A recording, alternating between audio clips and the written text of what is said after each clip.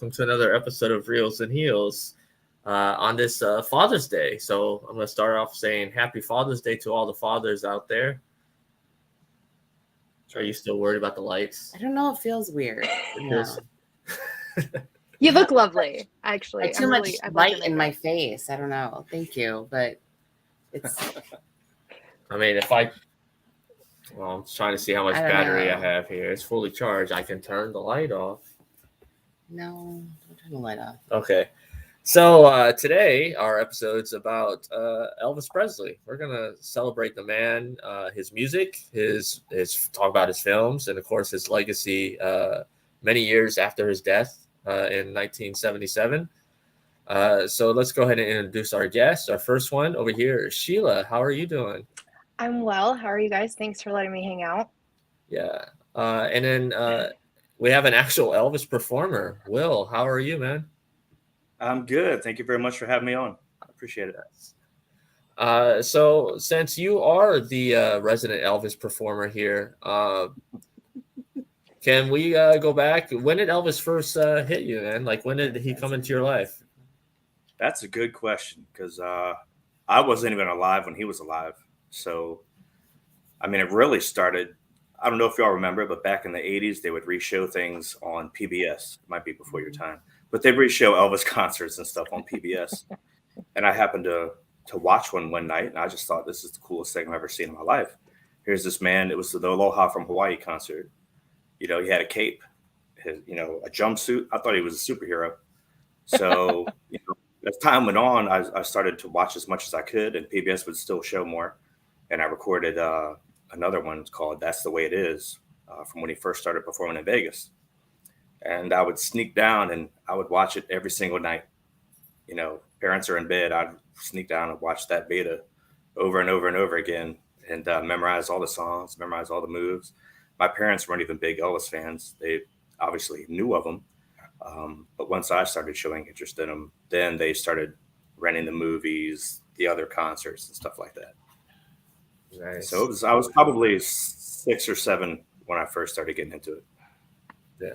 Now, I have talked to you a little bit, Sheila, before we went live a couple of days ago, and you said, you're not super huge Elvis fan, but you know of him, and then there's Yeah, so I like Elvis. So my grandmother was a huge Elvis fan, and so when I was a kid, we would watch his movies a lot, and she saw him. My grandmother was an actress and a model in Hollywood, and tall and just ridiculously gorgeous woman. And so she saw Elvis and actually had got to hang out with him and stuff and she always said he was just a super nice guy, and he wasn't what you expected somebody of that stature to be, at that level of fame to be. He was always just very, very nice and kind.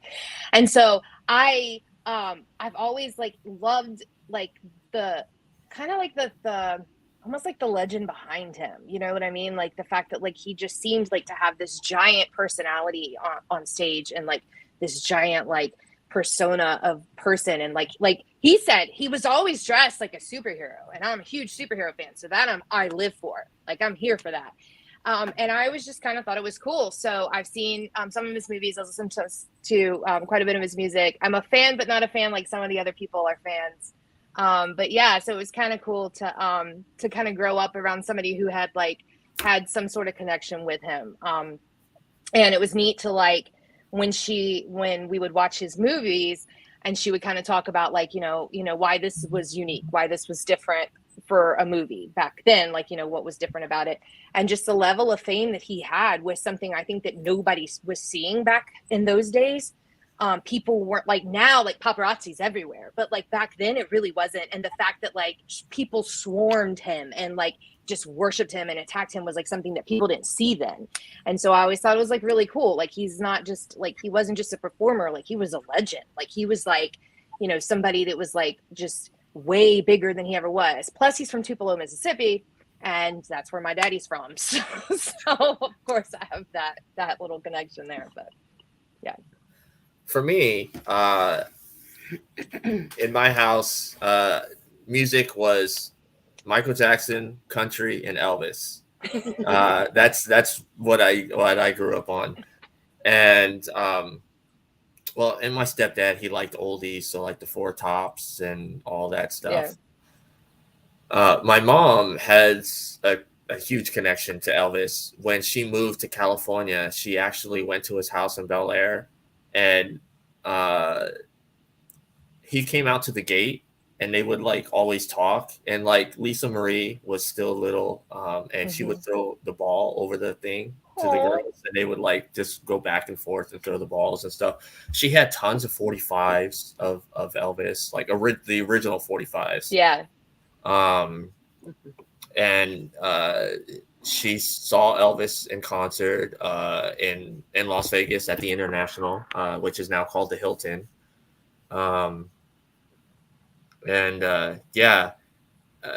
My first like I guess movie that I saw of Elvis was Blue Hawaii, which is my favorite Elvis movie. The soundtrack to that film is, I mean, one of the most iconic love songs ever written came from that movie. Yep. So that's my connection to Elvis. He's one of those performers that you don't see today. I think one of the last type of performer is Garth Brooks, someone that stands on stage, and it doesn't matter if you're, row 600 or row 2, you're the same. Like and I was talking to Nicole. I was like, in the generation of music, I think there was only a few artists that are like that, and I would say Garth Brooks, Michael Jackson, Elvis Presley. Sure, people love the Rolling Stones and the Beatles. I just don't think they had that type of what's the word, like charisma, stage presence, like stage presence and charisma, connection with the fans. Really, I think it was connection. And I don't think they have the staying power either that Elvis had. Like, I mean, they're great, but like, how many things are launched in Elvis's name still? Like, we're in 2022. And by the way, this new movie I cannot wait to see because it looks amazing. But I'm like, we're in 2022, and like, come on, I mean, like the Stones are great, but like, are we gonna be talking about the Stones in 40 years? Right. But people are still gonna be talking about Elvis Presley. Years after they passed away. Well, yeah. Elvis has been gone for 45 years. Well, yeah, that's what I mean. Like, Mick Jagger will still be alive by then, though, because Jagger's never gonna die. But but I'm like, I mean, you know what I'm saying though? Like, are we still gonna have that? And like, even like the Beatles, well, yeah, the Beatles are whatever, but it's not the same. You just don't have the same. Like, I went to high school with a girl, her and I are the same age, and she, there used to be a store in our mall called Candy's, and Candy's had an entire section just dedicated to Elvis. And she was a huge Elvis fan. And for her honeymoon, her husband, who, by the way, hates Elvis, took her to Graceland because like he knew that like that was it for her. And like that was like the like she's like, I can die happy now. I'm like, you're only like 26, don't die yet. But like it was great. But it's like that. Like, I mean, is there anybody else that you can think of other than Elvis and Michael Jackson, honestly, that's going to have that power over people generations after they're gone? And I don't think there is. There's an emotional connection between people like that and their fans. And, George Klein, Elvis's best friend, said it once. I want to mess up the quote. It was like, if you're an Elvis fan, no explanation is necessary. Right. You don't have to explain why you're the fan. They just get it. Yeah. I can see that. And if you're not an Elvis fan, no explanation will do because you just don't get it. Because you don't get it. I think it's funny though, because I didn't originally grow up with a lot of his music because my mom was very much like the classic rock. Like, I mean, my mom was almost 10 years younger than Brian's mom. So like, it wasn't like my mom was born in 1955. So she didn't have that same like connection with him. She did enjoy some of his music and it was pop culture. So like I knew who he was, but she was like Creedence Clearwater, like style. She was Yeah. more of a 70s rock girl. And I totally get it because that's kind of what I grew up under. But I was listening to everything that I could ever listen to. And I got really fell in love with the 50s. And I think that that's kind of that whole era of Frank Sinatra, Marilyn Monroe, James Dean, Elvis Presley, Lucille Ball, like all of that kind of spearheaded like interest. And then when we went to Graceland, I think there was just like this presence, this overwhelming like connection still to everything he stood for. Yeah. And so like when Brian would play concerts, I'd be like, well, you know, you still feel it, but I don't have that same connection of being, you know, growing up with it. But the more he played it, the more interested I got. And I was like, wow, you know, like people say a lot of things about a lot of people. And most people don't have much to say about him. Like, right. It's bad. Like, if they didn't know him, like, they just go on one person's explanation for something. And then, you know, you don't have to necessarily meet somebody to know that they're not 100% true. Like, you're like, well, okay. And, you know, we had kind of dived into some of the other stuff about, you know, people profiting off of Black music and Black food and Black culture, really. I mean, like, essentially, because that's what people do. And when it came to Elvis, I honestly think that people didn't see it that way as him profiting off of it because he really loved it. Like he breathed it. He lived it. He was, you know, I think he had gospel in his soul. And, you know, I just think he channeled all that love for people in general. I don't think it mattered that they were white or Black, or it didn't matter. Like, he loved everybody. And I think that overall should be more than it's like who he is. It was who he was. Like, it wasn't something that he did to be famous. It was who he was. Like, that was just him. That's who he was. Like, he had a connection to like his heritage and where he came from, and that whole time period. Like, we don't realize, like, now, you know, he grew up poor. He grew up, you know, just like that. Like, it didn't matter. And if he had money, he gave it to so many people. Like, it didn't matter. Like, it didn't matter who you were. He gave the money away. Right. And I can see how people would say that, but I feel like he truly cared about people. And like, he walked away from concerts because of unfair treatment. And yeah, I mean, I can understand like the thing, but I don't think people say it as much as they say it to other people. And so I just kind of like listen to what people say about him as far as like that, because that's the cultural thing that I'm interested in working with kids. You know, like they talk about you know, being different and being poor and being this and being that, and like, okay, well, we all have someplace we start. Let's go from there and find out what the humanity is. And I just felt like he was always very into being a humanitarian too. Yeah. And I mean, there's a lot of rumors about Elvis, and that's what they just are. Like, there's a lot of people that have come to bat for Elvis, especially with I don't know. It's been brought up over the last few years, the whole Elvis being racist and all that, and there's so many people. James Brown, who went to bat for Elvis, Jackie Wilson, good friends with them. Yeah, good friends. People that showed up to his funeral and just loved the man. Sammy Davis Jr. You know, because I was doing a deep dive into the whole aspect of what these rumors, and I had read that Elvis canceled the Houston Astrodome because the Sweet Inspirations weren't allowed to perform with him.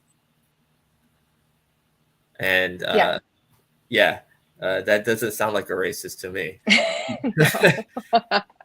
I mean, Elvis loved people. Like, he didn't see race. And if you go back, you can see the way we traditionally see race. I think like it's about envisioning people as humans. Like you might be different, but you're also a human first. And I felt like that mattered. Like, we didn't know any of that until he did this deep dive. Like, and I hate to say it, but anybody who loves their mother that much, like, and really wants to take care of her because she took care of him, I mean, that is a big win in my book. But you hear him talk about, I mean, even like close to his death, when he wasn't with Lisa Marie anymore, like or Priscilla. I'm sorry, Lisa Marie was in my head because you said Lisa Marie earlier. And so when you listen to Priscilla talk, like, she still loved him. They just couldn't be together. And he loved her so much. And it was like, man, stardom rips people apart, and they don't realize what they give up personally to do what I got to bring up this comment we're doing.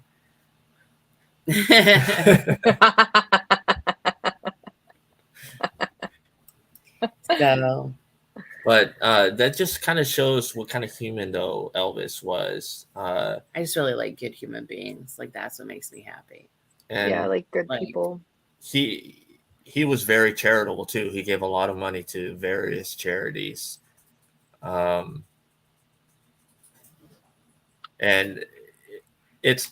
Will, this is being an Elvis performer. It's like, in Austin Butler, over the last couple of years filming this movie, knows that, big shoes to fill. It's all consuming. I think the coolest thing is what Denzel Washington said about Austin Butler in general. He said that I don't know the exact quote, but he really went.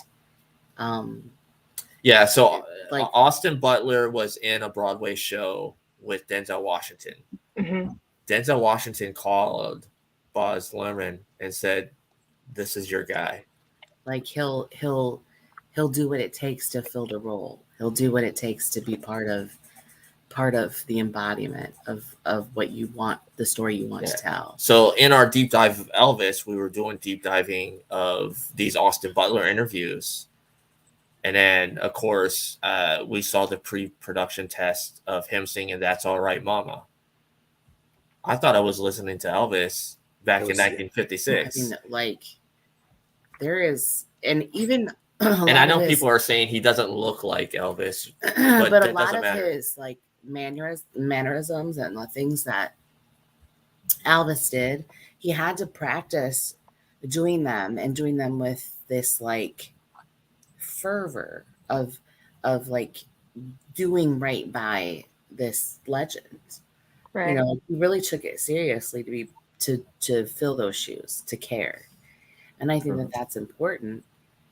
He might not look exactly like him, but they did a pretty darn good job. There aren't very many people that could pull that off. Yeah. No. If I was to tell people what would the perfect Elvis like biopic movie be, it would be a combination of this new one and the John Carpenter's TV made movie with Kurt Russell. Which I saw. I watched after we spoke, and it was really good. And speaking of Kurt Russell, that was somebody who loved Elvis. Yeah. And fun fact, he was the kid in It Happened at the World's Fair who kicked Elvis in the chin. Yes. I think that when you have this movie, though, that his own family is like, I got chills watching this. This was incredible. This is exactly like my dad, or, I think that like so what that he isn't identical to Elvis? Nobody is identical to Elvis. Like you're trying to create and bring this guy to life that is gone but still lives on for so many people, that you're trying to like bring that presence back. And I think that, like, judging by what his family who have seen it says, that's exactly what happened, is they brought back his presence, you know, his energy. And I think that is more important in storytelling than it is than getting somebody who looks exactly like him. I mean, in Bohemian Rhapsody, that he brought back Freddie Mercury's presence. Like, that's what we want to see. Great. Yeah, he was amazing. But that's what we want to see. And I think that, like, that's something about this new movie that his family has said, like, this is it. You know, this is as good as we're going to get. And if it tells you anything about this movie, it played at the Cannes Film Festival, which is like where the most like nose in the air movie critics go. And it got a 5-minute standing ovation. Right. And Austin Butler, there's video, Austin Butler in tears. I saw it. And the people, as they're clapping, they're not clapping at the screen. They're staring at Austin Butler and they're clapping. You know what, though? It kills me when you watch his videos, because or like his interviews, because there's like he's very much like Elvis. A way that he talks to the person across the table or across the couch in the same manner that Elvis did when he, you know, it was very much that, like, that shy, that humble, this like, I worked really hard to do this. This meant something to me kind of thing. And you don't get that, like, honesty. Like, the first time I watched the trailer, I was like, okay, it's pretty good. He doesn't look, to me, and Baz Luhrmann, he stylizes things. There's a lot of color and a lot of vibrance in the movie. And I never... So, like, well, all of his films... Moulin Rouge was like Romeo that, and Juliet, like everything like that.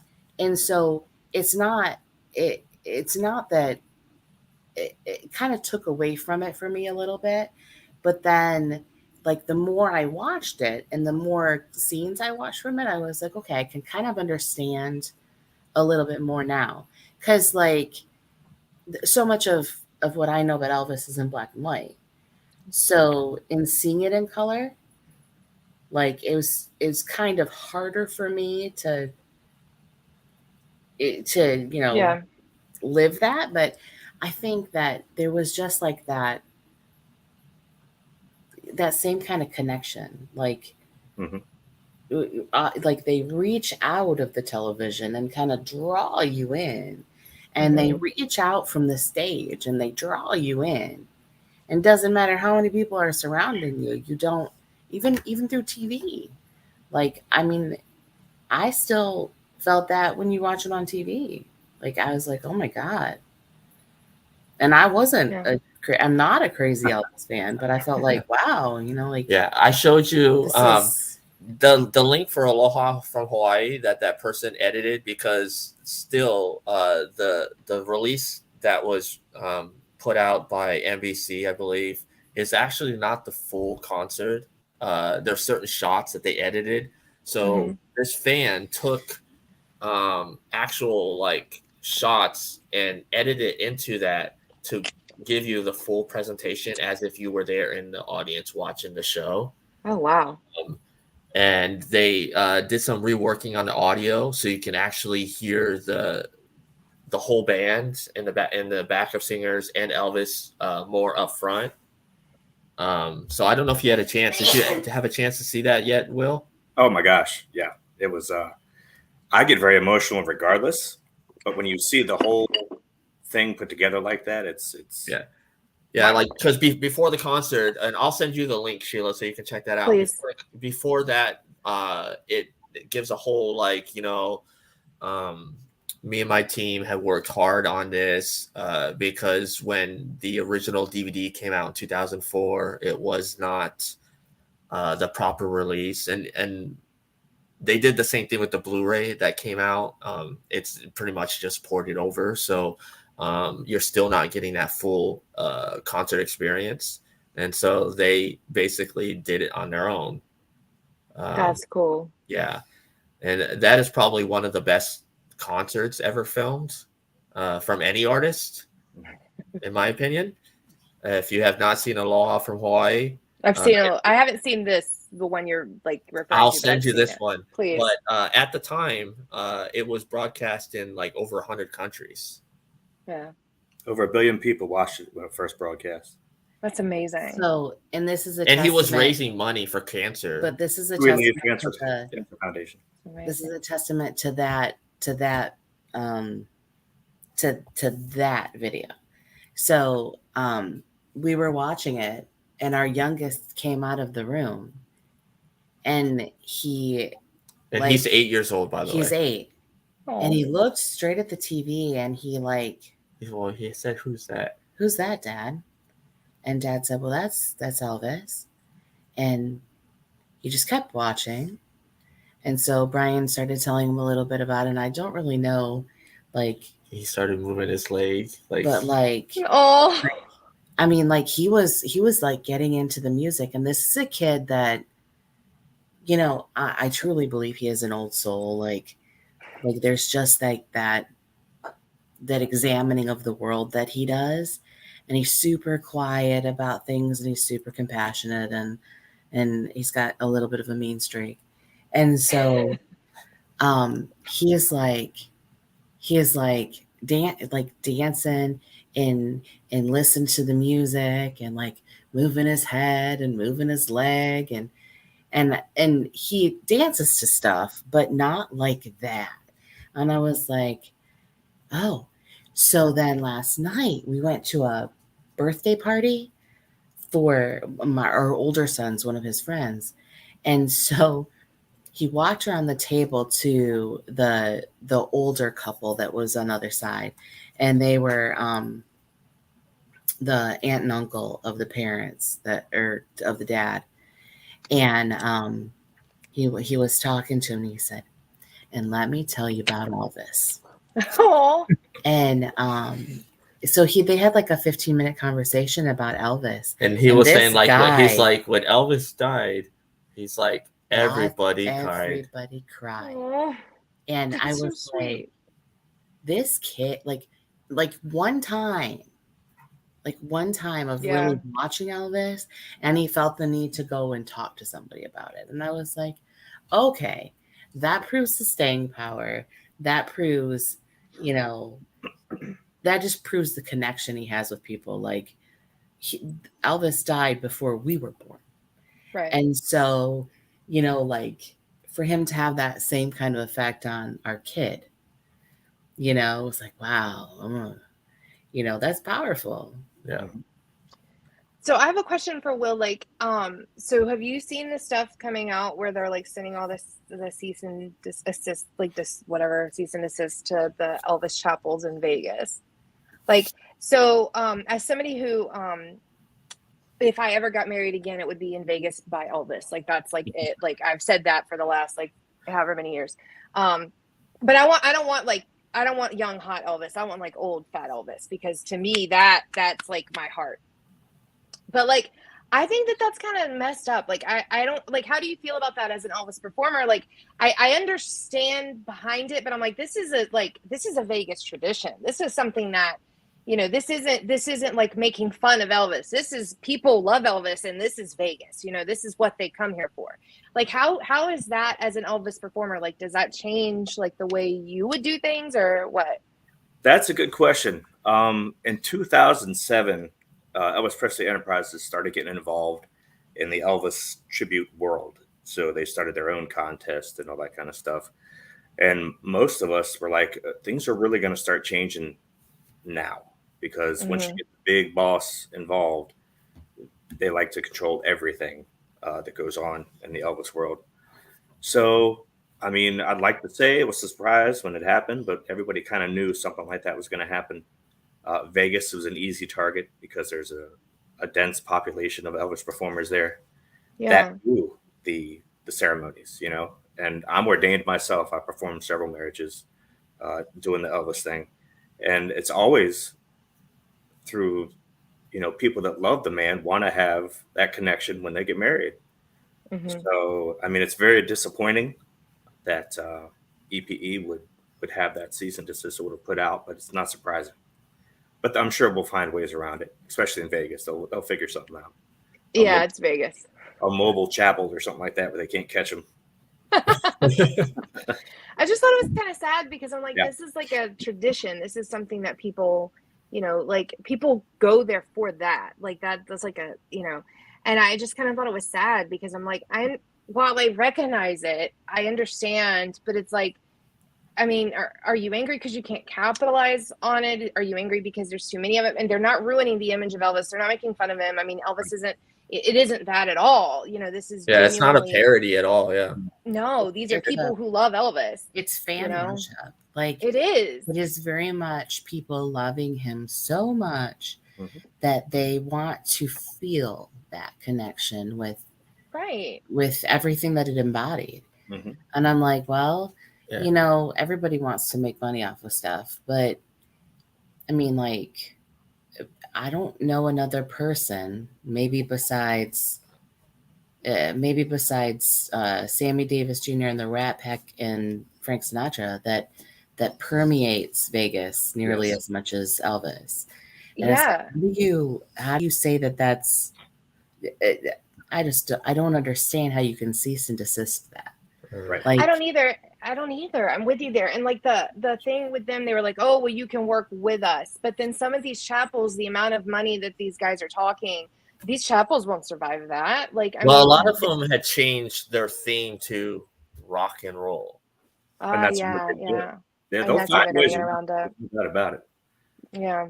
Well, no, they'll find ways around it because then they'll have other people that are also associated with rock and roll. And do the same thing. So it's like it won't be just Elvis. It'll be these other people. And it's funny because my oldest just said, "Mom, tell them about how, like, we were talking about Vegas. So we're big wrestling fans too, and so Double or Nothing, the AEW pay-per-view is in Las Vegas every year, and one of the tag teams."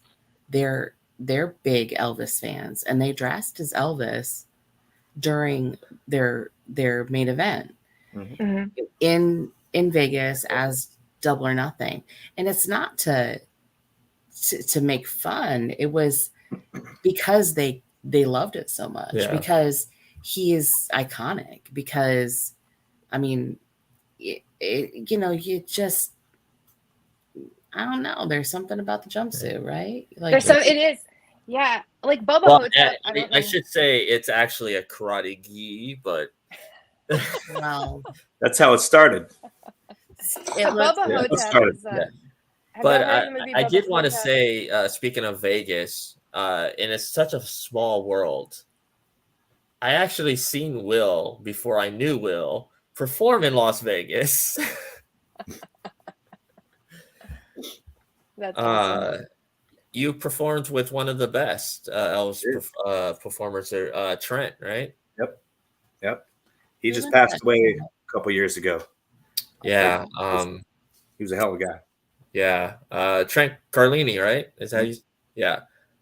We went to that show. We did go to. So I remember now. Because I lived in Vegas for 15 years, and she lived in there for 7. So. We seen Will before we knew Will. That's cool. It's a small world. It really is. Yeah. I was thinking about all the Elvis movies, and so Bubba Hotep is a horror movie, and Bubba Hotep, I don't know if you guys have heard of it, but okay, Bruce Campbell plays Elvis, and like even that is not making fun of Elvis. Like that is not making fun of Elvis at all. Well, if you know anything about Bruce Campbell, he's a huge Elvis fan. Huge Elvis fan, yes. And he played a good Elvis. I don't care who you are, fight me. He played a good Elvis. I'm still waiting for the sequel where they fight Bigfoot. Oh, man, I wish that's one of my favorite movies of all time. It's so good. But like thinking of Elvis movies and like people who have played him and things, like even that, like people don't make fun of Elvis. They're not making fun of him. And even in that movie, as goofy and ridiculous as it is, he was not making fun of Elvis. Like he was like, and it's just, I don't know. It's just, none of these people are doing it out of malice. And I think it's just sad. Here's another thing that you bring up. Eddie Murphy during his stand-up days and on Saturday Night Live, dressed in Elvis. Yes. Yep. Well, Yeah. John, know him. Stamos. John Stamos, yeah. John That's- Stamos. Yeah. He was a huge fan. Huge Elvis fan. And Huge he Elvis would fan. do impressions on Full House, and Mhm. and it still is kind of little things that he'll say, you know. So it's like people love him.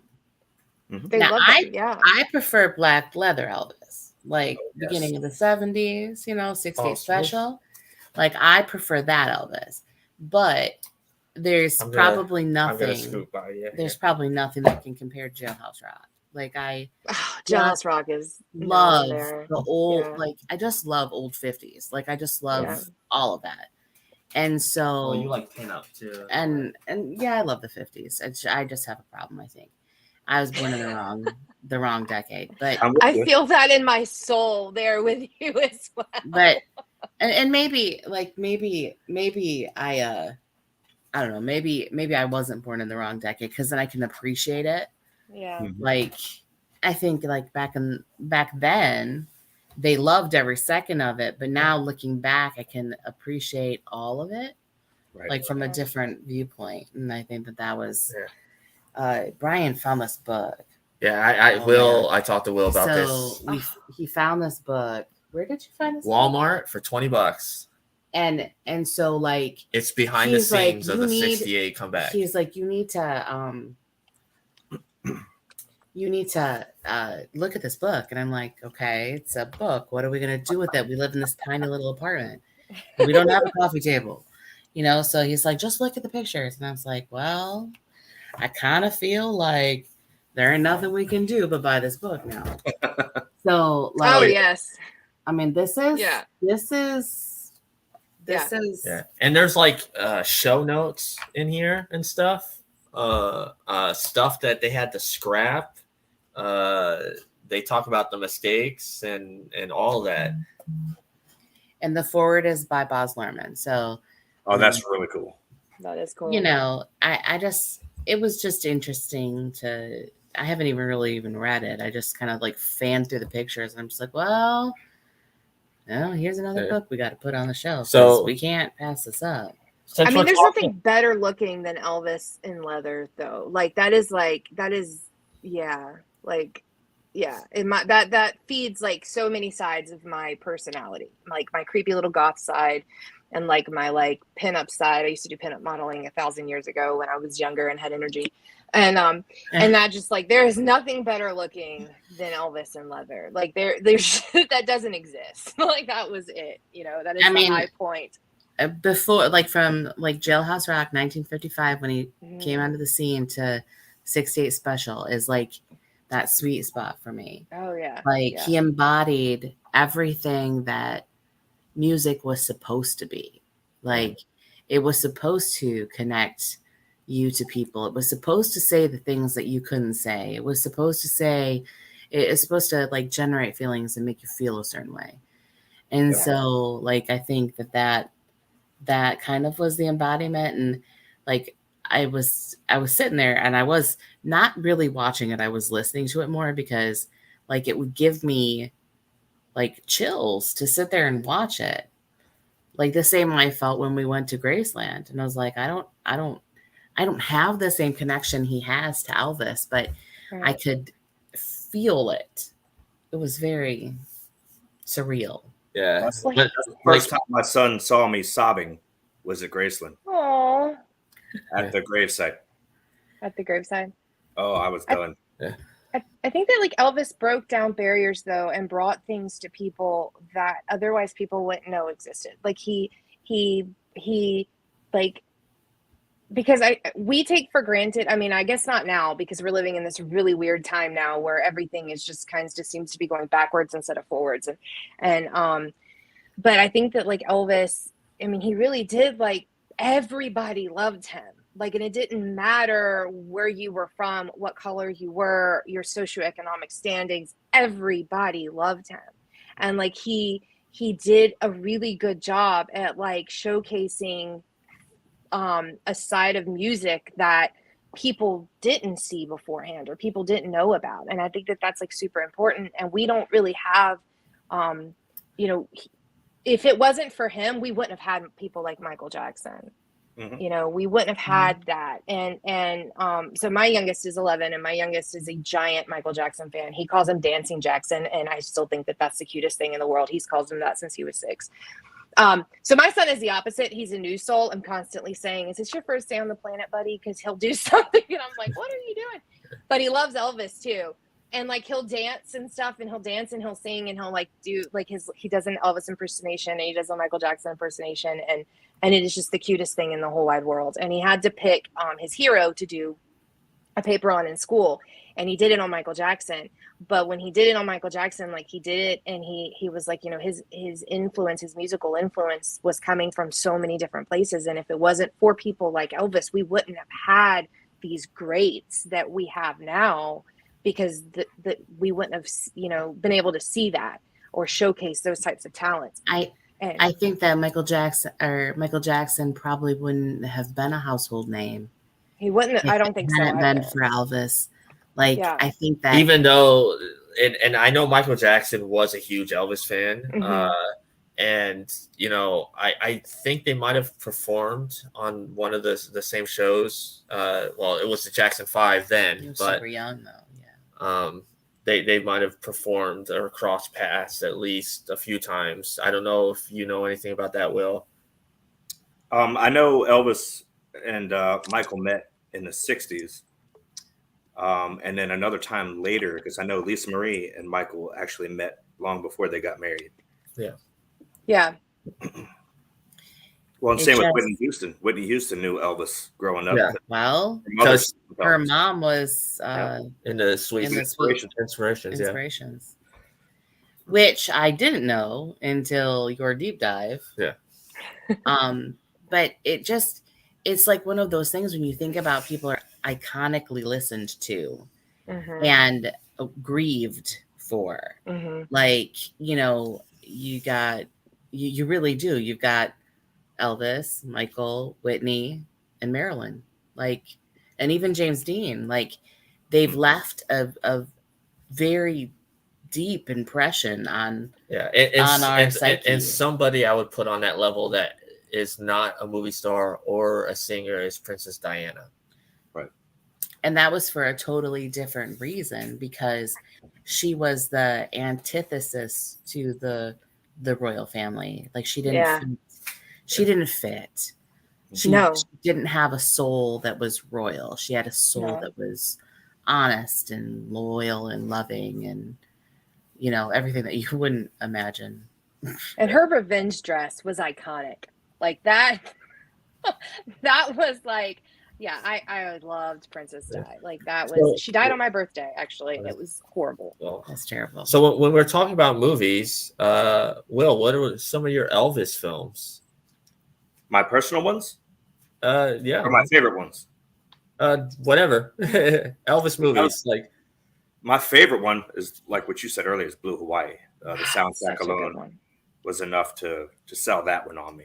Rockahula? Rockahula, baby of mine. Yeah, that was, and that's why I fell in love with Hawaii. First time I went there too was I went because I loved Elvis, and it was our honeymoon, and we stayed at the hotel that Elvis and his group stayed at, filming Paradise Hawaiian style at the Hilton Hawaiian Village, and he's all over Hawaii too. If you haven't been there, Elvis has left a massive mark on Hawaii as well, because he did 3 films there and the Aloha from Hawaii concert. So it's pretty impressive. But I like Jailhouse Rock, and I like his first movie, Love Me Tender, was beautiful too. Yeah. For me, like I said, Blue Hawaii is my favorite. I love Change of Habit. Yep. It's Elvis as a young doctor, and Mary Tyler Moore as a sister going into nunhood. Is that the right word? Nunhood. Yeah, to the nunnery. She's training to become a nun. Yeah. Yeah, but I don't know. But she yeah, I don't know what it's called, but she's also a nurse. And you know what happens when the hot young doctor meets this Mary Tyler Moore, you know? It'd make me give up Catholicism too, so I get it. Right? What are some of the other movies that Elvis did that I like? Viva Las Vegas. Oh yeah, Viva Las Vegas. It's got a good soundtrack too. Yeah. And then he did a movie with a young Bill Bixby where they were race car drivers. Was that Speedway? Speedway, yep. Kleinbeck is pretty good. I love You Don't Own Me. Remember that song? You Don't Know Me? You Don't Own Me, yeah. You did that one in there. A lot of people have done that. Ray Charles did that song before him. And I mean, he's done a lot of movies. I mean, Frankie and Johnny, Harem Scarum. What's the one where he had the twin? Kissing Cousins? Kissing Cousins, yeah. Yeah. And then what was the one where the whole family moves to the beach? It was one of his first ones. If I could Follow That Dream. Yep. Yep. And Loving You was good. It's got a good soundtrack too. The only one that I really didn't like was it Charo? The cowboy one, the Western. Yeah. Yeah. It was different than the rest of them. It was different. But any of the other ones, I mean, I love all of them. I can't really. But that's what the producer always said, Hal Wallace. He's like, you can never fail with an Elvis picture.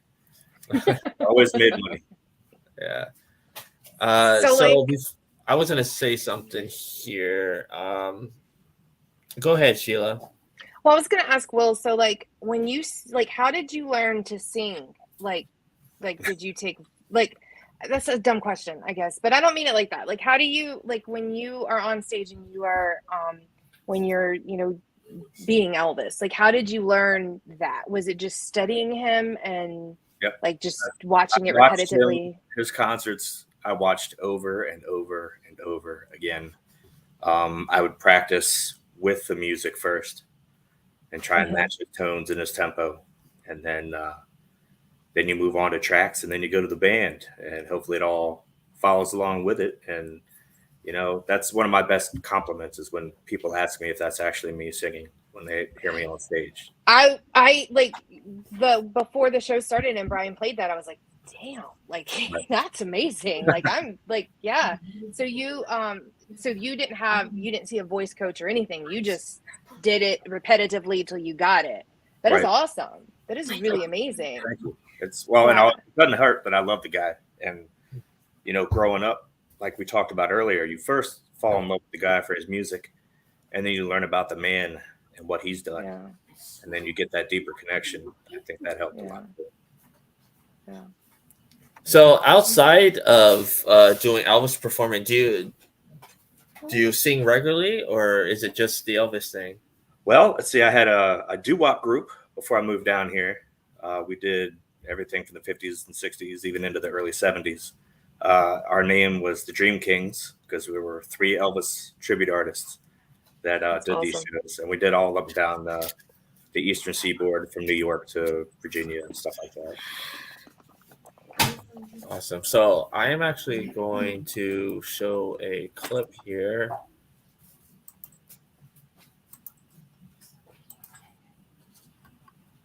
This is one of my favorite Elvis songs, and this is actually Will singing. There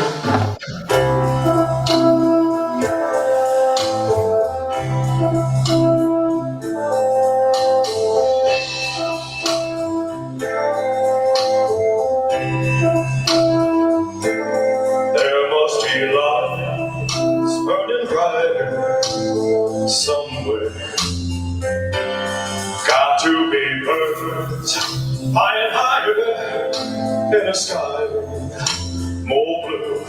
If I can dream of a warmer sun where hope keeps shining on everyone. Tell me why. Oh, why? Oh, why can't my dreams come true? Oh, why? There must be peace and understanding sometime.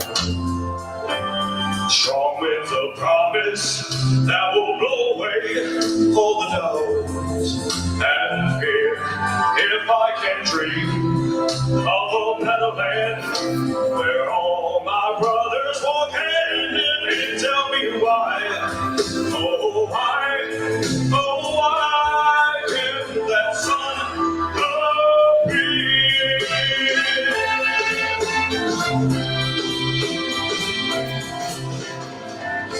We're lost in a cloud with too much rain. We're trapped in a world that's troubled with pain. But as long as a man has the strength to dream, he can relieve his soul and fly. Look at that, Will. You're feeling the music. Deep in my heart, there's a trembling question. Still, I am sure that the answers gonna come somehow. Out there in the dark, there's a beckoning candle. Oh yeah, and while I can think, while I can talk, while I can stand, while I can walk, while I can dream, I'm feeling my dream come true.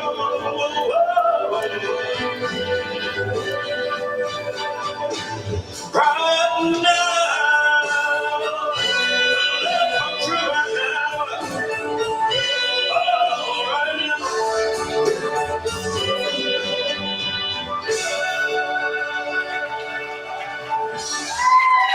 Thank you very much, everybody. That's awesome. Dude, that's amazing. Thank you. That was at a charity show we did several years ago for the. That's children's amazing. program. That is incredible. You do have an amazing voice. You really do. You know, Yeah. like I said before, I love the guy so much that I did everything I could to get somewhat of that presence on stage when I perform. So It's that really song, impressive. when you look at the Elvis actually singing that from the '68 special, and if you just like close your eyes, like you can feel what he's singing about. Yep. There is one song, if you don't walk away with tears in your eyes every time you hear it, is the American Trilogy. It's a very powerful song. It is. That is another that would, if I Can Dream in American Trilogy is like 1A, 1B for me. Yeah.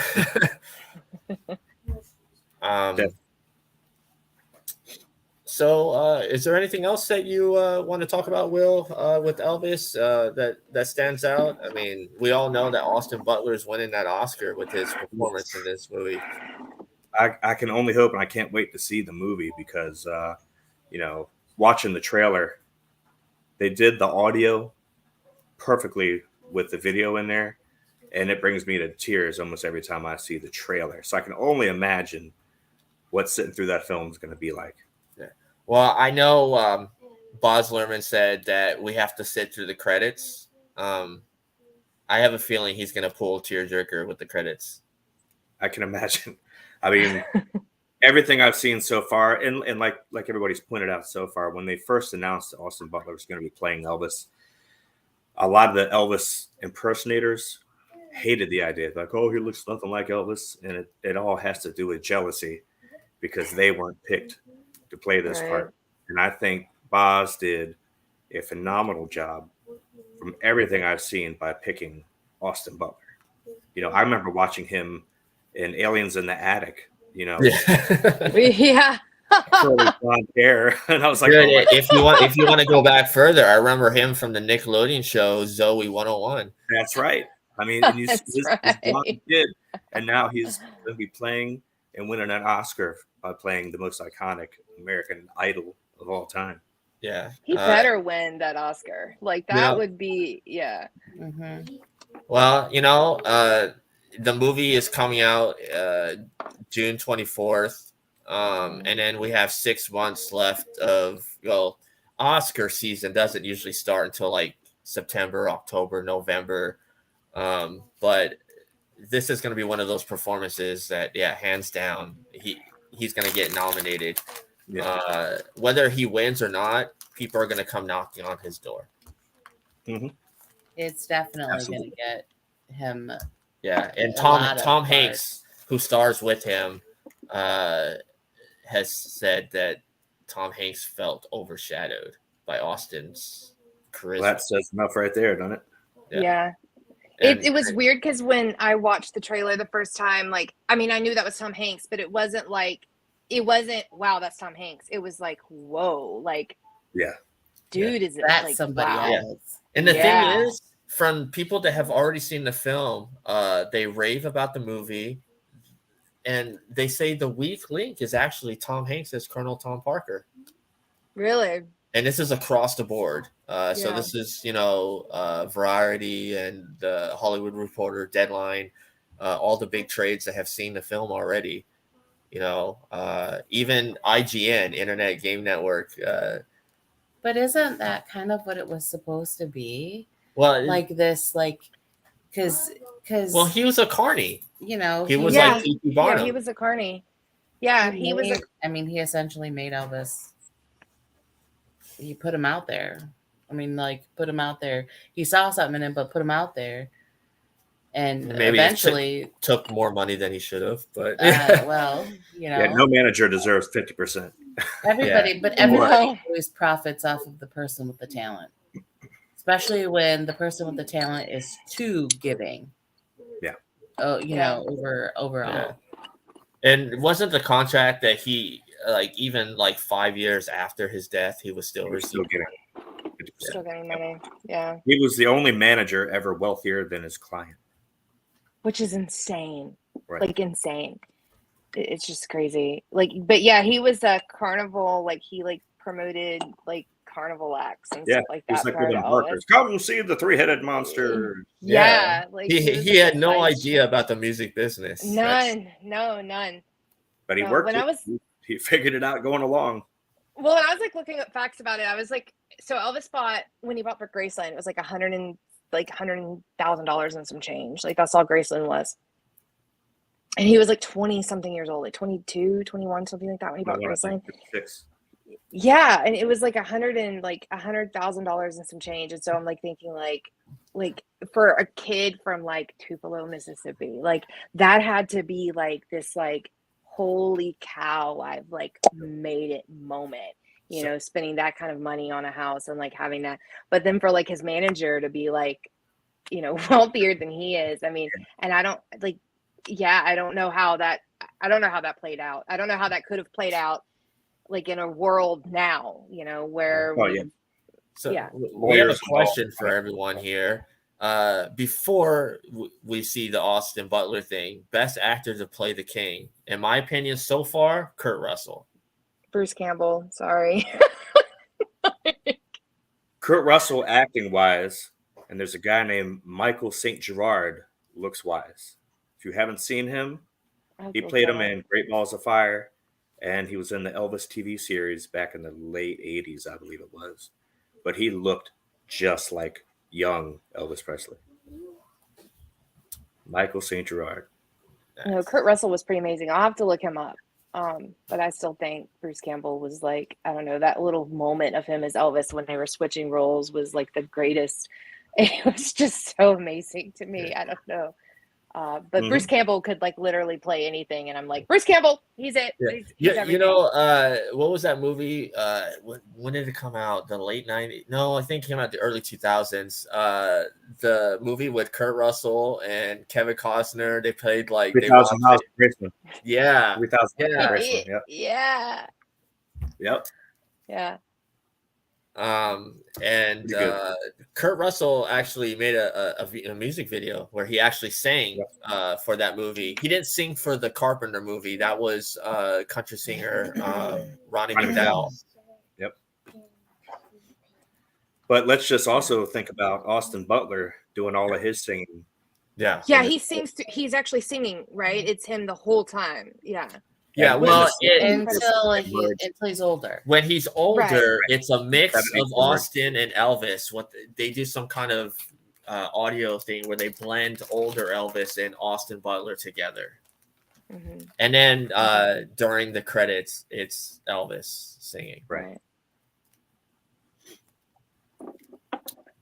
Pretty Man. awesome. So, how long have you been doing the Elvis thing?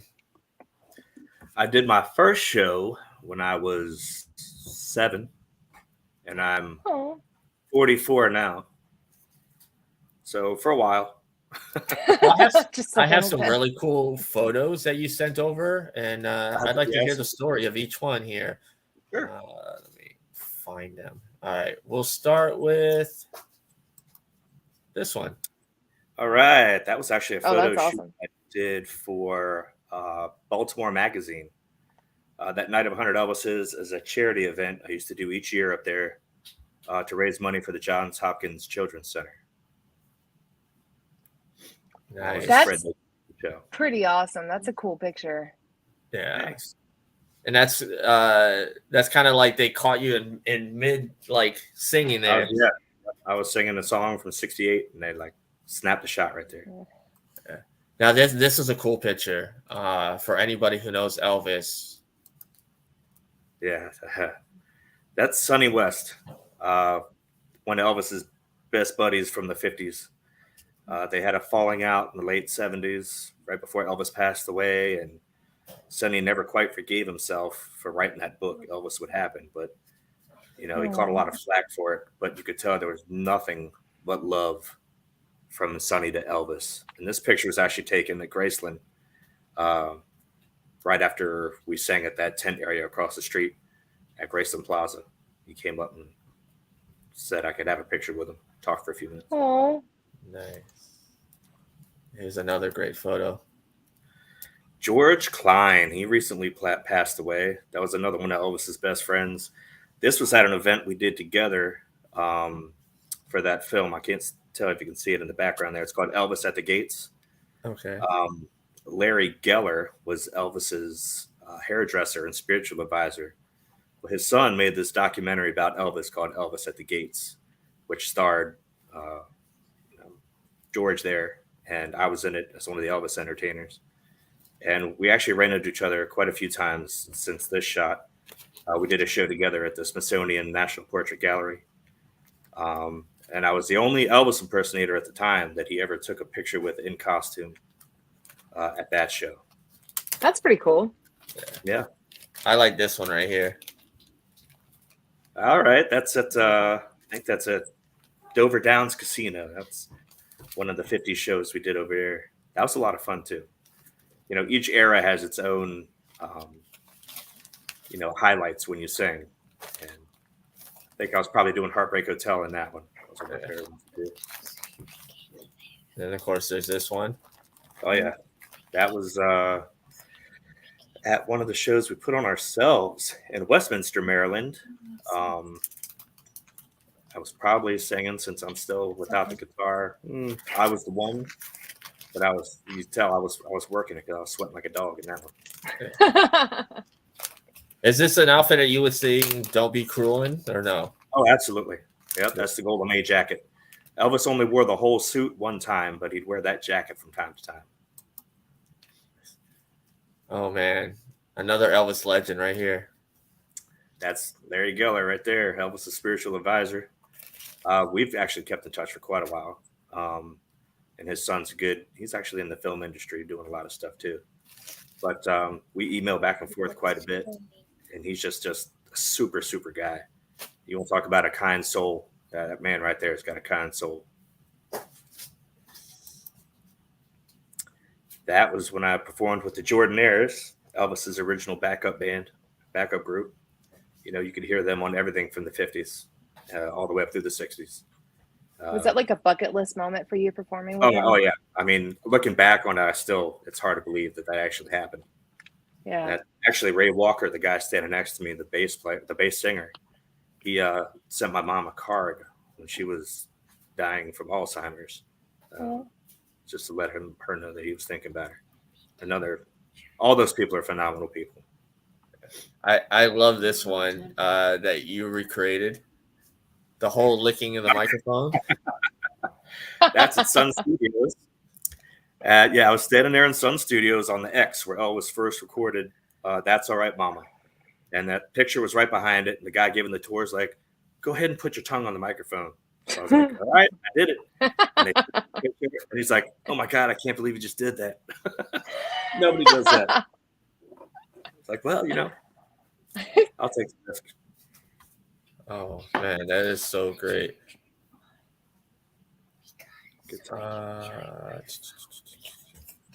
Oh yeah, Matthew is talking about when they did the Elton John movie that Taryn did the singing. Yeah. Yep. I think it's interesting though, because when we talk about like full embodiments of the character, that's like the three big ones that I think I have is this new Austin Butler, Rocket Man, and Remy as Freddie Mercury. Yeah. It's like they catch this like soulfulness. Like I think like Austin Butler said, the humanity of the character. Yeah. Like, because all these people are larger than life. Nobody ever really knew the real person. You feel it ooze off of it. I don't know. Well, and the fact Austin still kind of talks like Elvis now, if you notice in his interviews. Yeah, I've noticed that in some of them. Hey, you too, though. Somebody was asking. I was gonna say you too on some of the things that you say. You have that Elvis cadence come out. It was funny because Austin Butler actually said that he said it's still really hard not to. But I think if you did something for 3 years, it'd be really hard not to do it. Yeah. Yeah, when I was doing Elvis full time, it was very hard to get back into normal Will Debley because, every night you're going out singing and getting on stage, being somebody else completely. What's your favorite Elvis outfit song kind of era to perform? What's your favorite Right now, my favorite era to perform is 68. Black leather, it might make you sweat a lot, but man, it feels good when it's on you and you're moving around. Yeah. And then, but my favorite song to actually sing is probably a song called Just Pretend. I don't know if you guys are familiar with that one, but he did it in the early 70s. And it's just an album track, right? He did it at That's the Way It Is too. He did it live there. But it wasn't released to radio, I don't think. No, I don't think so. Yeah, it was on the album, and then it was on the That's the Way It Is movie.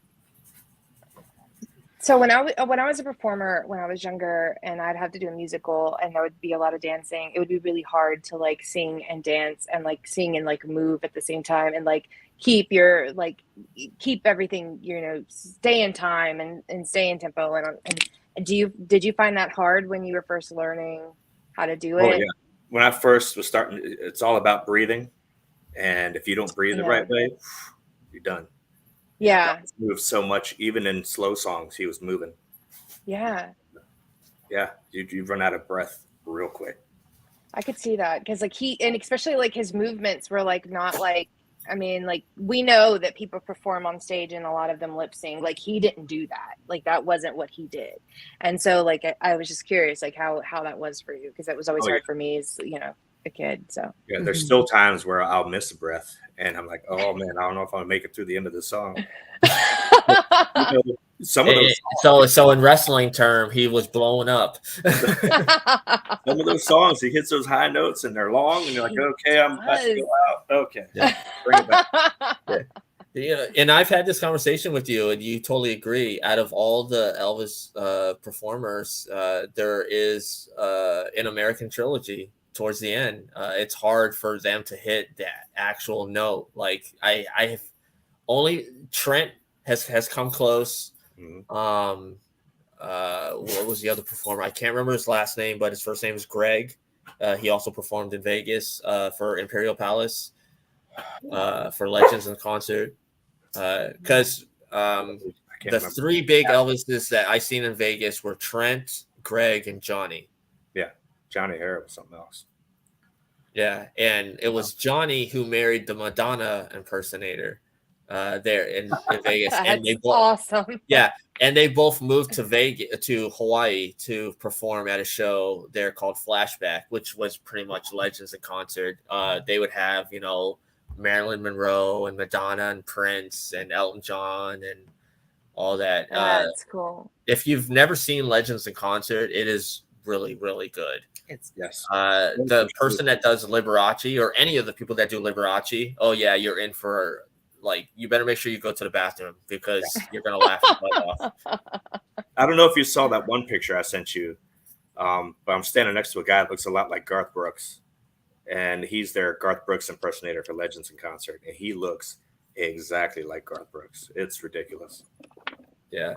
So, is there a song that you look at Elvis's catalog and you're like, God, I gotta remember the lyrics? Is there a song that is the hardest song to remember? That's actually pretty funny because we did a show in Memphis on Beale Street, and I did songs from That's the Way It Is, and in that song is one that was originally done by the Bee Gees called Words. I don't know if you remember that song. Words, yep. Yeah, well, I would always forget the words to words. Every single time. How meta is that? Every single time. Like, how do you forget the words to words? So Matthew says that he's got the Moody Blue LP, the blue vinyl. Yep, I got that one too. Wow. That album has some of the greatest emotional songs that Elvis ever did on it. Like, you hear him almost crying out in some of the songs on that album. Yeah. I really wish I could play this video, but I'll get striked right away. What is known as the last Elvis performance recorded is him singing Unchained Melody at the piano. Yep. God, getting goosebumps just talking about that performance. If you have not seen that performance, YouTube it, Elvis Unchained Melody.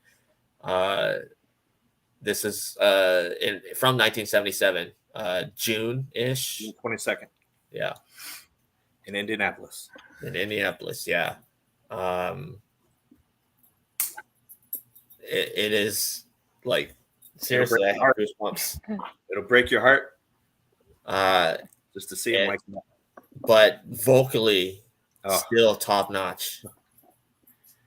It's ridiculous.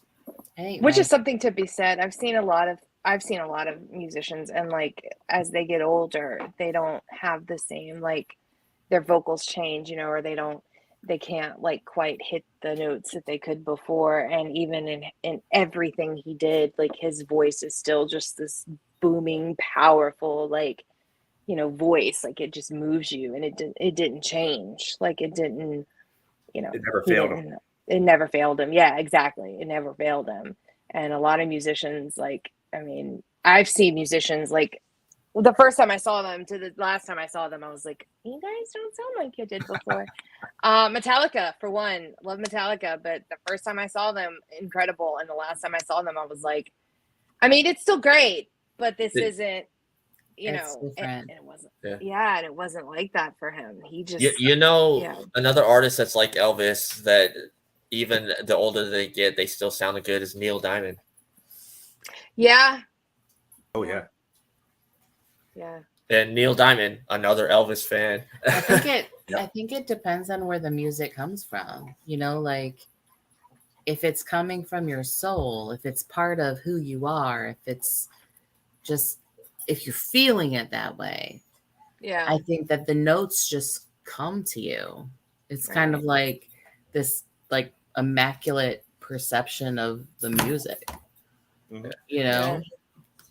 I got an interesting question for you, Will. Sure.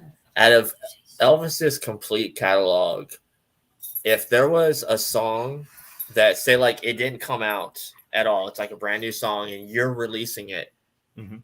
what song would you choose? That's a good question. Like releasing it nowadays. Yeah, like if you were gonna like it never came out, Mm-hmm. so it's the first time the world's gonna hear it, and you're doing it. What song do you pick?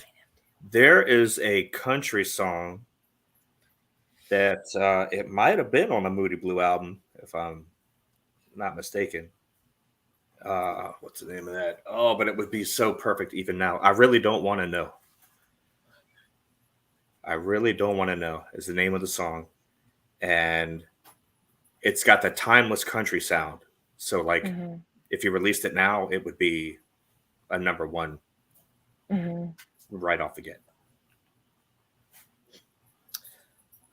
Yeah, I'll have to go back and I have to listen to that. listen to that. It's like a guy that he's talking to his girlfriend or whatever, and he's asking her, how many arms have held you, how many lips have kissed you, but I really don't want to know. It's like this plea to her to keep those past secrets to yourself because now. Nice. Yeah, she's looking up the lyrics.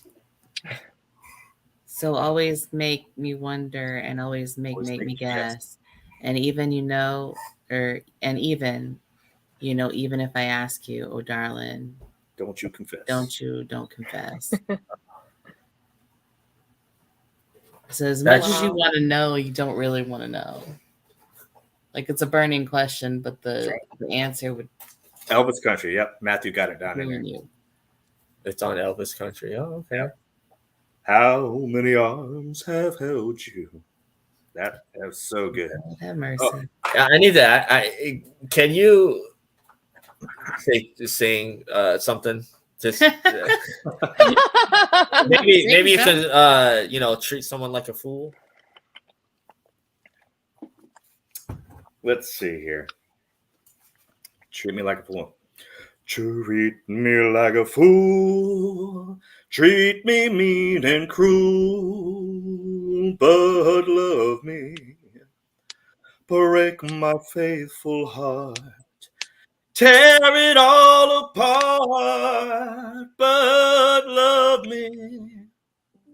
Close enough? That's awesome. That's incredible. That is incredible. That's awesome. Wow. So I enjoyed this episode, and I could go on and on about Elvis, but everybody has a life, and we need to get to this. Well, have him answer that last question that Matthew asked, and then. Okay, so Matthew has a question here. The rumor he didn't die as a preacher in Texas. That's actually a good question. I think he's referring to Pastor Bob, who's a preacher down in Texas. But unfortunately, I know Pastor Bob's son, who is also an Elvis performer, and he has assured me quite emphatically that his father is not actually Elvis. Yeah, I ran across this thing where Elvis now supposedly goes by the name of Jesse, which was his twin brother that died at birth. Yeah. Yep. I still remember, like, as a kid, like in those black and white, like bad, like tabloids, and it said Elvis was abducted by aliens and the king has returned, and it had like, like remember that kind of stuff. I always say, yeah, they're all still alive on an island. Michael Jackson, Elvis, JFK, Tupac. Yeah. Don't leave out Tupac. Yeah. I think it's like people crazy. love them so much they don't want to have to admit that they're gone. Like, yeah, I think that it's in a way, it's a way for them to live on. It's like they can't really be gone if we don't have to let them go. If we, right, Yeah, well, there's a young kid someone believes is a reincarnation of Elvis. He sings just like Yeah. Elvis, and he's like really young, like 10 or something like that. Yeah, I saw You know? that. Elvis believed in reincarnation, so He did. Yeah. I think it's So- like it's sad. Like Lisa Marie went through a lot of tragedy, and I think like it has to like be hurtful for her to kind of see people insist that he's still alive, but like hiding out in other places. Because like at some point, like that's her daddy. Like it's not funny, you know what I mean? Like it has to be like painful. And she's had a lot. I mean, that poor woman. I couldn't survive some of the stuff that she's been through. Her son alone. That it's so tragic. What she's gone through, and I just and I'm like every time I hear those like stories, I'm like, while we all kind of think it's funny, I'm like, to his daughter, it's not funny, you know. It's like, why would her dad choose, like, because he loved his daughter, like why would he leave his daughter to go, you know, run off with aliens and be in Michigan. yeah, exactly, you know, work at a gas station in Alaska or whatever. I just I think about like stuff like that, like as somebody who was close to their dad too. It's like, you know, it'd be kind of sad. Like it's got to be hurtful to her, you know, to hear that, especially like with the tragedies that she's gone through. Yeah. So but I think it's also a testament to how important he was to everybody. mm-hmm. Yeah, And we just want him here. And I think that because, you know, Lisa Marie and Priscilla are both relatively private people. Like, Mm-hmm. I mean, in general, like you are not getting that firsthand look at their lives, you know? Mm-mm. So I think maybe we don't think about how it would affect either one of them. Yeah. You know? And, But- you know, and after his death, Priscilla did go on to have a career of her own that she made on her own. You know, she was in Dallas, which was a huge worldwide phenomenon. Yeah. I still think that she was incredibly beautiful, and She still is. You know, she's still amazing. Like, and granted, there's this whole media, you know, circus that revolved around Lisa Marie and Michael and all that, and that's a totally different show entirely. But I think that there's got to be those moments in life where the whole world followed you for so long, you just need some peace. Yeah. And like her and Michael, so I was a kid when they came out on stage. I'll like remember that when they came out on stage and they were holding hands and they like kissed or whatever. And like, while I don't know, clearly none of us know what their relationship was, there was something there. Like they did have some sort of deep care for each other. As bizarre as that whole situation was, you know, the Nicolas Cage thing in her to me was bizarre because I feel like he was just trying to collect a piece of Elvis because thanks. Said that the entire time. Yeah, but Michael Jackson and her, I felt like maybe they weren't in love, but they did have like something, like there was some sort of, you know, connection, and it may have been because they both grew up in these super famous families in the spotlight, and Michael Jackson had no childhood, and Lisa Marie, you know, she's the daughter of Elvis, and that's all she was known for to people as, and maybe that was that. And but then I all these people, you know, the lynch mob were coming from Michael Jackson. Yeah. They still come from Michael Jackson. I feel but I think maybe a lot of that was that they did have some shared childhood trauma, you know, like absolutely. They understood it only from that perspective, like only that another person that experienced that same thing could understand it in a way that made sense. And I think that like we stop talking about what love is on these varying levels of love, and then we assume that it's just got to be this, you know, sexual thing, but it isn't. Maybe they just understood each other. It was on a totally different level of love. Like you can love somebody and not want to jump their bones. Like I don't understand. I don't understand why we have to qualify and quantify and label and do all these things to people's relationships with other humans. It's like, if you care about somebody, you care about them. Right. You care about them because of something that's happened because you know where they're coming from. You know that part of their soul. And I definitely think they did care about each other. I really, truly do. Like I said, Nick Cage, I think he was just trying to collect a piece of, like, that was bizarre. But her and Michael, I think, had something, you know, be it maybe they were just friends. And it was, you know, I mean, people still, like you said, people still come for Michael Jackson. And I love Michael Jackson. And my opinion on Michael Jackson is that of a child that never got to grow up. But I feel like she understood and she said, you know, leave him alone. I think she did too. I think she did too. You know, leave him alone and let him be. Yeah. Well, like, to a point, like I said, a lynch mob kind of comes for Elvis, but a different way than how they come from it. Like, you have a segment of people are saying that Elvis stole Black culture. Right. You have someone like Quincy Jones calling Elvis a racist.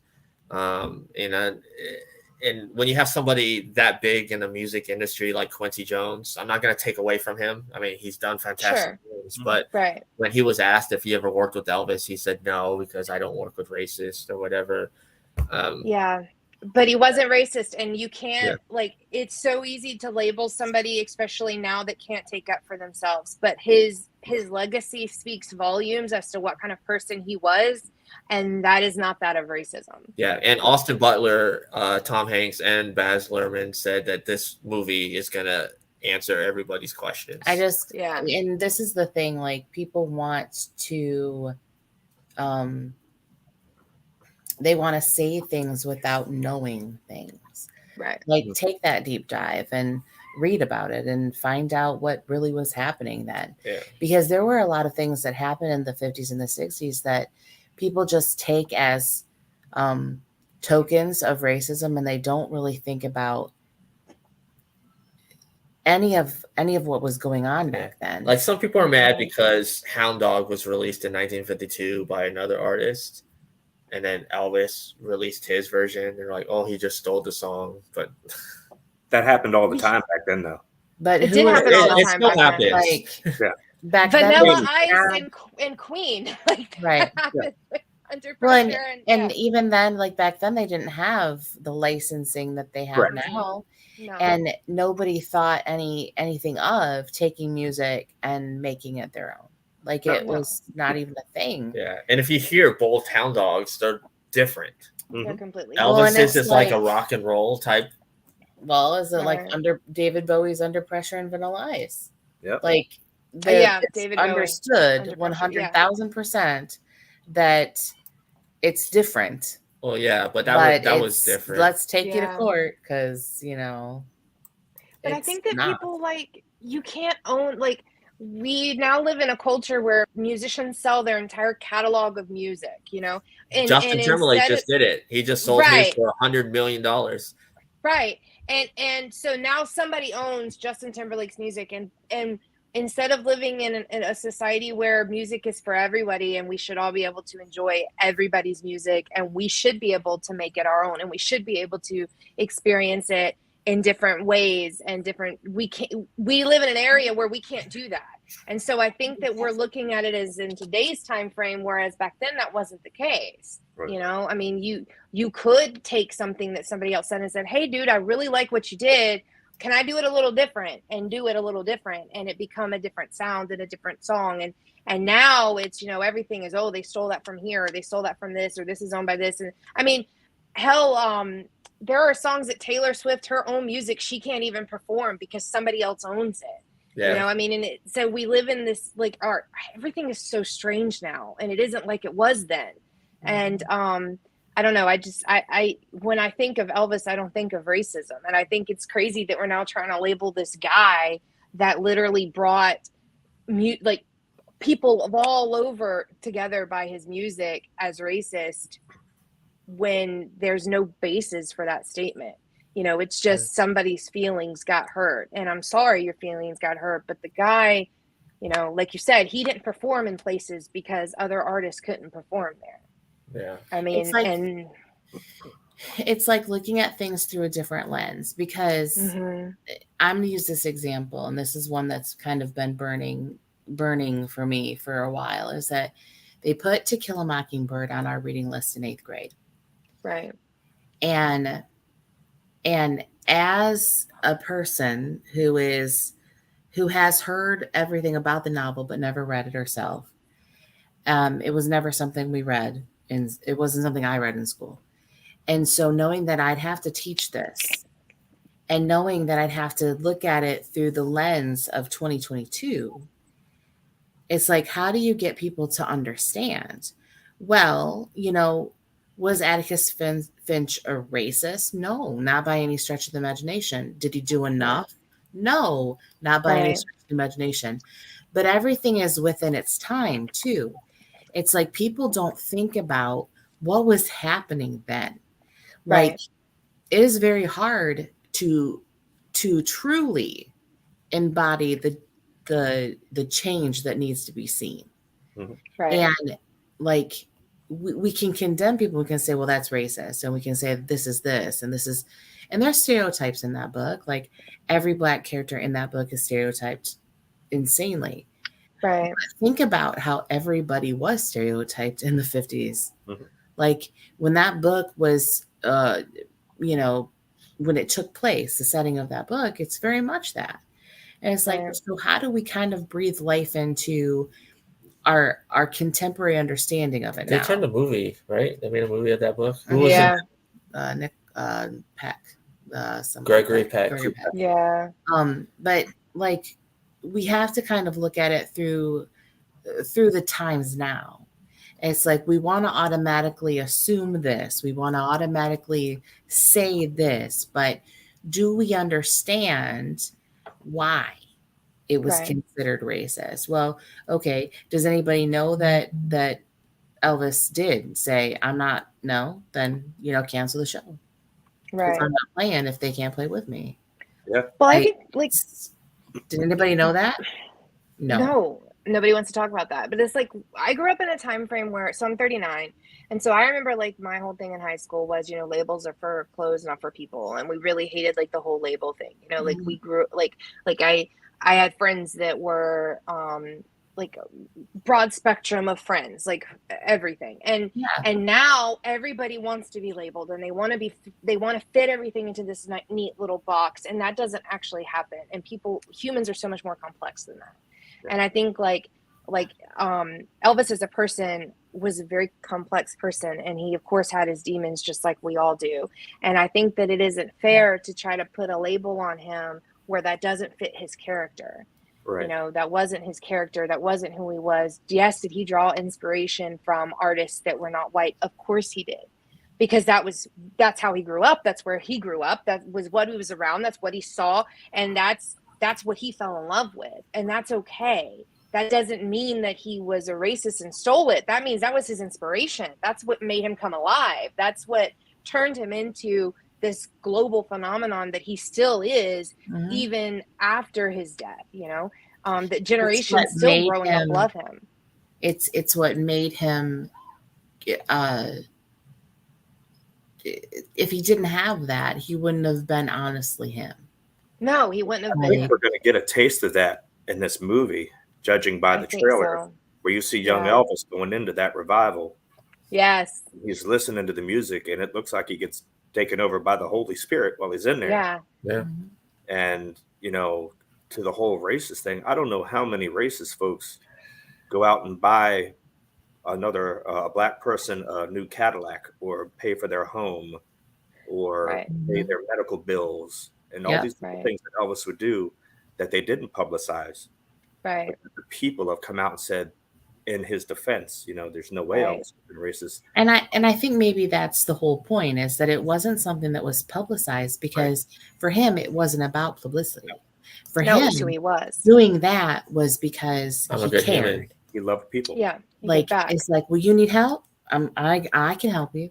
Like, there was no, well, if I can. And I think that's probably why people assume those things, because it wasn't something that got publicity, but didn't get publicity because it wasn't meant to. Right. No, because it was a part of who he was as a human, and it had nothing to do with anything more than that. But we again live in a time where, people put on TikTok, oh, I'm giving this homeless man $500. Dude, if you cared, you wouldn't be publicizing that you're giving somebody $500. Exactly. You're doing it for likes and follows and for cred. And like that, and granted the time frame was different, but I mean, he was a guy who literally was paparazzi before they had paparazzi. Like he was, Could not you know leave what his I home. mean? Right. He couldn't Yeah, leave his he home. had people trying to climb over into Graceland. Yes. Yeah. And so yeah, he did those things, and those things were not for the media. Those things were because that's in his soul who he was. Yep. And that is not actions of a racist. And I think people are, because they either don't know or they want to turn a blind eye to it, that they don't see it. And it's Or so they quick hear, to or label they hear someone. one story and they're like, "Oh, that's Right. it." It's gotta be But the you truth. gotta, follow the source. Right, exactly. I mean, like I said, my grandmother was in California in the 40s and 50s, and she was a model and an actress, and her best friend was Lucille Ball, and she always had these cool, crazy stories. But like one of them was this party she went to, and he was there, and she was just saying like he was just this nice guy. He was just this nice, quiet guy, and he just, just kind of all like he was just nice, and he didn't fit the Hollywood musician stereotype that happened back then, and she couldn't stand Desi Arnaz though, but that's a whole nother show. But she always said he was like a really nice guy, and she didn't become a fan of his music until she met him as a person, and then she became a fan of his music. And I always thought that was really cool, like being her granddaughter and listening to all of these cool stories that she had with these people. But her story about him was every time she ran into him, he knew who she was. He remembered her. Her husband was like a producer, and it, not that matters, but he was always very kind and very nice, and just very like, she also wanted a Cadillac and saw his and bought one just like his, because she wanted one so bad she bought one. And she told me the story of that. But anyway, my point is that like, while she wasn't friends with him, she did run in the same circles and did know him. And she always said he was just very kind and humble and nice. He was just a guy from the South. Like he wasn't, and I think that people are losing that. They're forgetting that. And I think too, like with this new movie coming out, it's kind of great to go against the grain and say, yep, well, he was crap. He was an asshole. He was this, he was that. And I think it just kind of is a narrative that people want to pick up because, he's never died. He might not be here anymore, but his spirit is not gone. And it's never gonna be. Yeah. So you want to hear something eerie before I end the show here? Austin Butler and Elvis both lost their mother at the age of 23. Really? That's where he found That's his so connection to sad. Elvis's character. Yeah. So when he knew he got the role, like he was diving into Elvis, and then before he did the final sign on, he lost his mom at 23, and then he was reading about Elvis, and he's like, I have to do this. That's so sad. Yeah. And I think like I said, I think you're bound by those moments in time where your lives like intersect, and you realize that this person who is larger than life and doesn't even seem real had this detrimental thing. And I know what it felt like for me, so I can only imagine what it would have been like for him. And probably more so because of the isolation, because of those things that happened to him. Like his life was not I don't think it would as a life that anybody would really strive to have, because you can't trust people. You don't know, you don't know what's out there. You can't just leave your own home. No, you can't. You got mobbed. You got everybody everywhere wanting a piece of you. Yeah. And, like those things that make you human are the things that help people ground them to someone at their core. Like that's important. And I think maybe that's why when I heard that, I was like, okay. And then I started watching more clips from the movie, and I started watching like his interviews and stuff. And I'm like, okay, this kid, he doesn't have to look like Elvis. There's that understanding of Elvis's soul. He gets it. Right. He gets what it was like. And I think that that's important to the embodiment of a character. Yep. I agree. Well, I want to thank both of you joining us today. I would love to have you guys back on for another episode of whatever. I'll find something fun to talk about. But Will, where can people find you on social media? Do you have anything coming up that people can actually see you perform? As far as performances, I don't have anything scheduled right now. Once COVID hit us, it's been kind of slow going since then. But we're hopefully getting some stuff booked here in the future. But I'm on Facebook, just Will Debley, Instagram as well, Will_Debley, and that's the easiest way to keep up with me. We can also find you at the horror conventions. Oh yeah, I'll be at Phantasm next in August. August, yeah. Yep.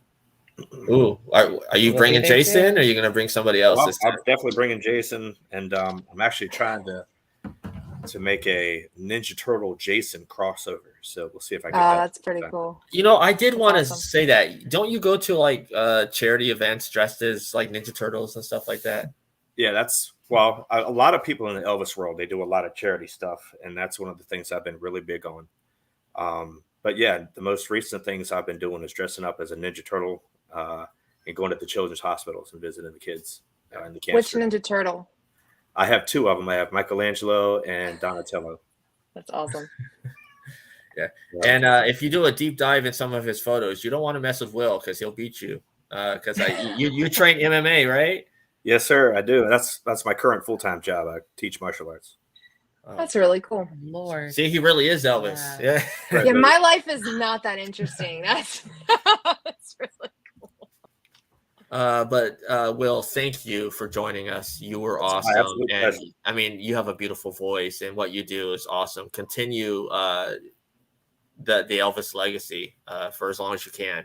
Absolutely. Sheila, thank you for joining us. I know you said you don't feel like important like Will, but yeah, you're cool. I mean, you were telling me before we went live that you were a pinup and I was, yeah. I was pretty cute back in the day. Did my little pinup stuff and all that. Thanks. No, my life is actually kind of cool. I've had a lot of really neat experiences, so it's been kind of cool. Yeah. But then you become a mom, and that kind of takes over. Yeah. So the whole point of the show is meeting people and saying, hey, this is what's happening. And I love networking people, so it looks like I networked to new people here. So it's nice to meet you guys, and I'll be at Phantasm with y'all, so I'm super excited about that. I'm really I'm working on my cosplays now. I'm not quite sure what I'm going to do though, so I want to do something ridiculous, and I haven't decided yet what it's going to be, but it's going to be insane. So I'm excited. So as we do every week, we were going to ring the bell, end the show, and then you guys stay on for just a little bit after the show's ending, and we'll say our goodbyes. Cool. Okay.